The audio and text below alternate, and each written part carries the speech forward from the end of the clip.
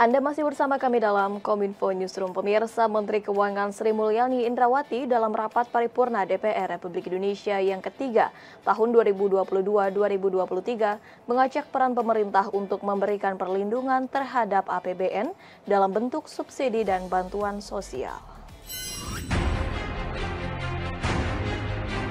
Kementerian Keuangan terus berupaya mendorong pertumbuhan ekonomi dengan menjaga laju inflasi di dalam negeri, terutama pada komoditas energi dan bahan pangan. Menteri Keuangan Sri Mulyani Indrawati dalam rapat paripurna DPR RI yang ketiga tahun 2022-2023 mengungkapkan bahwa laju inflasi pada bulan Juli 2022 sebesar 4,94%.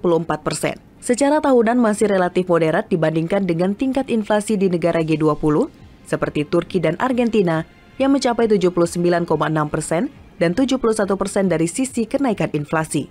Oleh karena itu, pemerintah terus memaksimalkan penggunaan anggaran pendapatan dan belanja negara untuk menjaga shock absorber dalam menghadapi krisis pangan dan energi global yang menyebabkan harga-harga melonjak tajam. Untuk menghadapi gejolak dan tekanan eksternal tersebut, Menteri Keuangan mengajak peran pemerintah di dalamnya untuk memberikan perlindungan terhadap APBN dalam bentuk subsidi dan bantuan sosial harus terus diperhatikan agar lebih tepat sasaran, yaitu bagi mereka yang benar-benar rentan dan membutuhkan.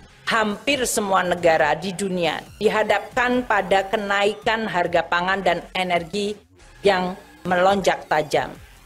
Pemerintah terus melaksanakan prinsip gotong royong dalam rancangan APBN yang menjadi instrumen penting di dalam mengabsorb shock atau shock absorber.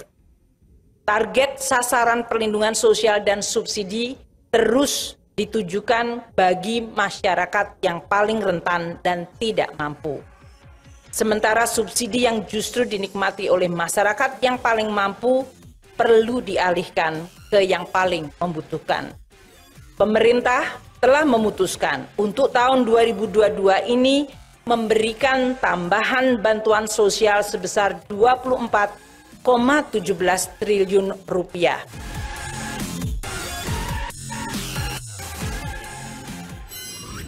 Menteri Dalam Negeri menilai kunci keberhasilan pengendalian inflasi ditentukan dari agregat kerjasama antara pemerintah pusat dan daerah. Mendagri meminta seluruh provinsi dan kabupaten kota untuk bergerak, melakukan penanganan melalui Tim Pengendalian Inflasi Daerah atau TPID.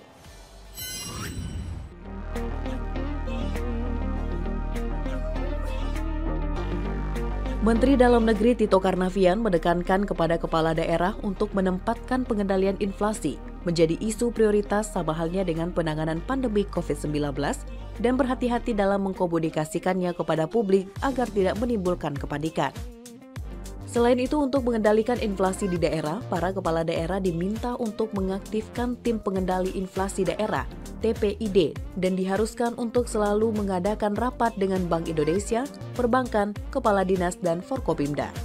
Lebih lanjut, Mendagri meminta Satgas Pangan yang ada di daerah agar kembali aktif untuk memonitor ketersediaan kelancaran distribusi, serta harga-harga komoditas pangan dan membuat laporan harian kepada gubernur. Rekan-rekan gubernur dengan BI dan BPS perwakilan diumumkan juga inflasi tingkat kabupaten kota masing-masing di provinsi itu, sehingga kita tahu kepala daerah mana yang perform, artinya sangat baik kinerjanya untuk mengendalikan inflasi dan mana yang tidak, disampaikan juga kepada media dan kepada publik. Dengan demikian ada keterbukaan. Harapan kita dengan mekanisme seperti ini, inflasi di Indonesia bisa terkendali. Kalau inflasi kita terkendali, rakyat kita akan tenang. Kita juga bisa bekerja dengan baik. Kemudian untuk mengendalikan inflasi, setiap daerah perlu melakukan gerakan tanam pangan cepat panen, seperti cabai, bawang, dan lainnya sebagai upaya mencukupi ketersediaan pangan rumah tangga. Kepala daerah juga diminta untuk mengintensifkan jaring pengaman sosial dari APBD, yaitu anggaran belanja tidak terduga, anggaran bantuan sosial, anggaran desa, dan relokasi dana alokasi umum. Dalam pembukaan konferensi tingkat tinggi Urban Mayor Summit 20, Gubernur DKI Jakarta Anies Baswedan menyebut terdapat 3 isu penting yang dibahas dan sebanyak 12 kota atau perwakilan dari negara anggota G20 menghadiri forum internasional tersebut. Konferensi tingkat tinggi Urban 20 atau Mayor Summit 20 resmi dibuka di Jakarta pada Selasa 30 Agustus kemarin, di mana Provinsi DKI Jakarta menjadi tuan rumah pelaksanaannya. Dalam sambutan pembukaan konferensi, Gubernur DKI Jakarta Anies Rashid Baswedan mengatakan, Provinsi DKI Jakarta telah menjadi kota kolaborasi yang selalu siap untuk membahas berbagai isu. Anies mengatakan ada 3 isu dibahas dan sebanyak 12 kota atau perwakilan dari negara anggota G20 menghadiri forum internasional ini. Ia menuturkan pentingnya forum seperti ini untuk saling tukar pikiran ide dan gagasan dalam menghadapi tantangan global yang semakin kompleks dengan lebih baik. Konferensi tingkat tinggi ini akan memberi kesempatan bagi para pemimpin kota Urban 20 untuk berkumpul, berkuat, berkolaborasi dan menyampaikan rekomendasi kepada pemerintah Indonesia pada G20 yang akan berlangsung di Bali pada tanggal 15 hingga 16 November mendatang. I've come up with 3 strategic priorities to be discussed during the summit. It is about health and housing as a cornerstone to economic and social recovery for all. Everyone here understand that the past 2 years we experienced pandemic and we need to recover stronger, we need to recover faster, and those are one of the area of 3 that is being proposed to be discussed.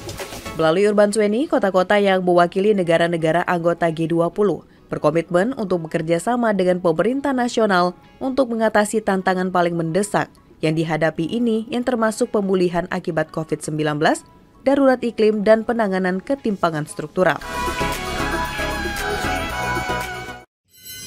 Deputi Bidang Bank Indonesia Juda Agung memastikan inflasi pangan tahun 2022 turun kisaran 5%. Hal tersebut dilihat dari inflasi pada Juli 2022 sebesar 4,94% dan target ini disusun setelah inflasi pangan melesat menjadi 11,47% pada Juli lalu. Deputi Bidang Bank Indonesia Juda Agung dalam acara kick-off Gerakan Nasional Pengendalian Inflasi Pangan menyebutkan, inflasi yang saat ini sudah menerpa beberapa negara kini mulai terasa bagi perekonomian Indonesia. Dalam hal ini, Bank Indonesia memastikan inflasi pangan harus segera turun hingga ke kisaran 5% tahun ini.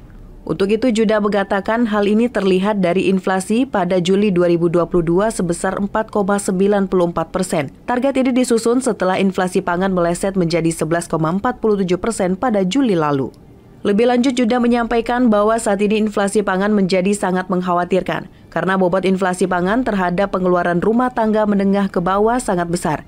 Dalam keterangannya, Juda mengatakan pertemuannya dengan Gerakan Nasional Pengendalian Inflasi Pangan Deli Serdang, Sumatera Utara menjadi sebuah pertemuan strategis untuk bekerja sama mengatasi inflasi pangan, khususnya di wilayah Sumatera Utara, untuk dapat menurunkan inflasi pangan nasional ke 5%.